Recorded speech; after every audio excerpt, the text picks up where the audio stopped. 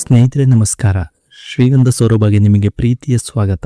ಸಂಸ್ಕೃತದಲ್ಲಿ ಒಂದು ಮಾತಿದೆ, ಲೋಕೋ ಭಿನ್ನ ರುಚಿ ಎಂದರೆ ಈ ಪ್ರಪಂಚದಲ್ಲಿ ಪ್ರತಿಯೊಬ್ಬರಿಗೂ ವಿಭಿನ್ನವಾದ ಆಸಕ್ತಿಗಳು, ಅಭಿಪ್ರಾಯಗಳು ಹಾಗೂ ಗುಣ ಸ್ವಭಾವಗಳಿರುತ್ತವೆ ಎಂದು ಅರ್ಥ. ಈ ಸಂಸ್ಕೃತದ ನಾಣ್ಣುಡಿಯು ಜನರ ವೈವಿಧ್ಯಮಯವಾದ ಸ್ವಭಾವವನ್ನು ತಿಳಿಸುತ್ತದೆ.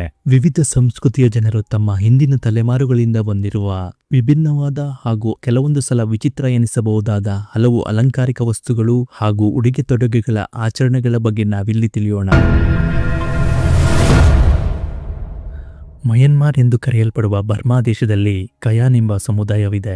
ಆ ಜನಾಂಗದ ಮಹಿಳೆಯರು ಕುತ್ತಿಗೆಯ ಸುತ್ತಲೂ ಹಿತ್ತಾಳೆಯ ಬಳೆಗಳನ್ನು ಅಂದರೆ ನೆಕ್ರಿಂಗ್ಗಳನ್ನು ಕತ್ತಿನ ಸುತ್ತ ತೊಡುತ್ತಾರೆ.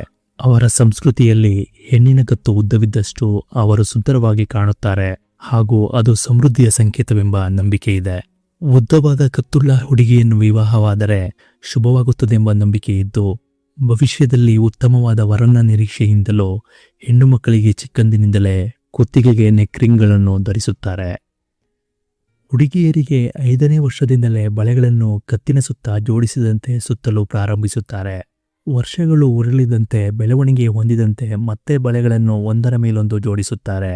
ಹೀಗೆ ನೆಕ್ರಿಂಗ್ಗಳನ್ನು ಕುತ್ತಿಗೆಗೆ ಹಾಕುವುದರಿಂದ ಕತ್ತು ಉದ್ದ ಬೆಳೆಯುತ್ತದೆಂಬ ನಂಬಿಕೆ ಅವರಲ್ಲಿದೆ.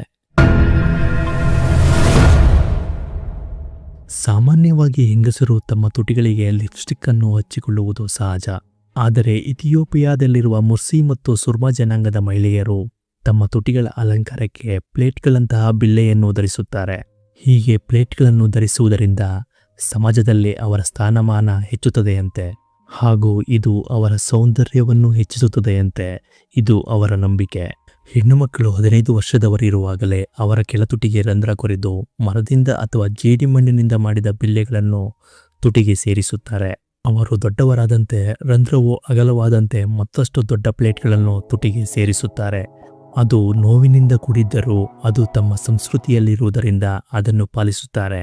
ಅಗಲವಾದ ಪ್ಲೇಟ್ ಧರಿಸಿರುವ ಹುಡುಗಿಯನ್ನು ಮದುವೆಯಾದರೆ ಶುಭವಾಗುತ್ತದೆ ಎಂಬ ನಂಬಿಕೆ ಅವರ ಸಂಸ್ಕೃತಿಯಲ್ಲಿದೆ. ಮಧ್ಯ ಏಷ್ಯಾದ ದೇಶವಾದ ತಜಕಿಸ್ತಾನದಲ್ಲಿ ಮಹಿಳೆಯರ ಕಣ್ಣುಗಳ ಮೇಲಿರುವ 2 ಹುಬ್ಬುಗಳು ಒಂದಕ್ಕೊಂದು ಕೂಡಿಕೊಂಡಿದ್ದರೆ ಅದು ಅದೃಷ್ಟ ಹಾಗೂ ಸೌಂದರ್ಯದ ಸಂಕೇತವೆಂಬ ನಂಬಿಕೆ ಇದೆ. ಅಲ್ಲಿ ಕೆಲವು ಮಹಿಳೆಯರಿಗೆ ಹುಬ್ಬುಗಳು ಹುಟ್ಟಿನಿಂದಲೇ ಕೂಡಿಕೊಂಡಿರುತ್ತವೆ. ಹಾಗೆ ಒಂದಕ್ಕೊಂದು ತಮ್ಮ ಹುಬ್ಬುಗಳು ಕೂಡಿಕೊಂಡಿಲ್ಲದ ಮಹಿಳೆಯರು ತಮ್ಮ 2 ಹುಬ್ಬುಗಳ ಮಧ್ಯೆ ಕಾಡಿಗೆ ಹಚ್ಚಿ 2 ಹುಬ್ಬುಗಳನ್ನು ಸೇರಿಸುತ್ತಾರೆ. ಸಾಮಾನ್ಯವಾಗಿ ಎಲ್ಲರೂ ತಮ್ಮ ಹಲ್ಲುಗಳು ಬಿಳುಪಾಗಿರಬೇಕು ಎಂದು ಇಷ್ಟಪಡುತ್ತಾರೆ. ಆದರೆ ಜಪಾನಿನಲ್ಲಿ ಹಿಂದೆ ವಹಾಗುರೋ ಎಂಬ ಒಂದು ಪದ್ಧತಿ ಇತ್ತು. ಅದರ ಪ್ರಕಾರ ಮಹಿಳೆಯರ ಹಲ್ಲುಗಳು ಕಪ್ಪು ಬಣ್ಣದಿಂದ ಕೂಡಿದ್ದರೆ ಸುಂದರವಾಗಿ ಕಾಣುತ್ತೇವೆ ಹಾಗೂ ತಮ್ಮ ಪತಿಯರಿಗೆ ನಿಷ್ಠೆಯಿಂದ ಇದ್ದೇವೆ ಎಂಬ ನಂಬಿಕೆ ಇತ್ತಂತೆ. ವಿನೆಗರ್, ಚಹಾ ಪುಡಿ ಹಾಗೂ ನುಣುಪಾದ ಕಬ್ಬಿಣದ ಪುಡಿಯನ್ನು ಮಿಕ್ಸ್ ಮಾಡಿ ಕಪ್ಪು ಬಣ್ಣ ತಯಾರಿಸಿ ಹಲ್ಲಿಗೆ ಹಚ್ಚಿಕೊಳ್ಳುತ್ತಿದ್ದರಂತೆ.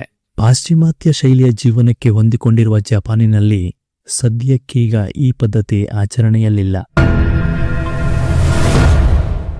ಇಥಿಯೋಪಿಯಾದ ವಮೋ ಕಣಿವೆಯಲ್ಲಿರುವ ಕೊರೋ ಜನಾಂಗದವರು ಹಬ್ಬ, ಹರಿದಿನ, ಮದುವೆ, ಶುಭ ಸಮಾರಂಭಗಳಂತಹ ದಿನಗಳಂದು ಸೀಮೆ ಸುಣ್ಣ, ಇದ್ದಿಲು, ಸಗಣಿಯ ಬೂದಿ ಹಾಗೂ ವಿವಿಧ ಹೂಗಳಿಂದ ತಯಾರಿಸಿದ ವಿವಿಧ ಬಣ್ಣಗಳಿಂದ ತಮ್ಮ ದೇಹದ ಮೇಲೆಲ್ಲ ವಿಧವಿಧವಾದ ಪೇಂಟಿಂಗ್ ಮಾಡಿಕೊಳ್ಳುತ್ತಾರೆ. ಇದು ಅವರ ಜನಾಂಗದಲ್ಲಿರುವ ವಿಶೇಷ ಆಚರಣೆಯಾಗಿದೆ. ಆಫ್ರಿಕಾದ ಕೆಲವು ಸಂಸ್ಕೃತಿಗಳಲ್ಲಿ ಮುಖ ಹಾಗೂ ದೇಹದ ಮೇಲೆ ವಿವಿಧ ಆಕೃತಿಯ ಗಾಯದ ಗುರುತುಗಳಿಂದ ಅಲಂಕಾರ ಮಾಡಿಕೊಳ್ಳುತ್ತಾರೆ. ಇದು ಅವರ ಸೌಂದರ್ಯ ಹಾಗೂ ಶೌರ್ಯದ ಸಂಕೇತವಾಗಿದ್ದು, ನಿರ್ದಿಷ್ಟ ಬುಡಕಟ್ಟಿಗೆ ಸೇರಿದ ಜನಾಂಗದವರು ತಮ್ಮ ಜನಾಂಗದ ಗುರುತಿಗಾಗಿಯೇ ಈ ರೀತಿಯ ವಿಶಿಷ್ಟ ಆಚರಣೆ ಪಾಲಿಸುತ್ತಾರೆ. ಸ್ನೇಹಿತರೆ, ಈ ವಿಡಿಯೋ ಬಗ್ಗೆ ನಿಮ್ಮ ಅನಿಸಿಕೆ, ಅಭಿಪ್ರಾಯಗಳನ್ನು ಕಾಮೆಂಟ್ ಮಾಡಿ. ಹಾಗೆಯೇ ಮುಂದಿನ ವಿಡಿಯೋಗಳಿಗಾಗಿ ಈ ನಮ್ಮ ಯೂಟ್ಯೂಬ್ ಚಾನಲ್ ಅನ್ನು ಸಬ್ಸ್ಕ್ರೈಬ್ ಮಾಡಿ ಪ್ರೋತ್ಸಾಹಿಸಿ. ಮುಂದಿನ ವಿಡಿಯೋದೊಂದಿಗೆ ಭೇಟಿಯಾಗೋಣ. ಅಲ್ಲಿಯವರೆಗೂ ನಮಸ್ಕಾರ.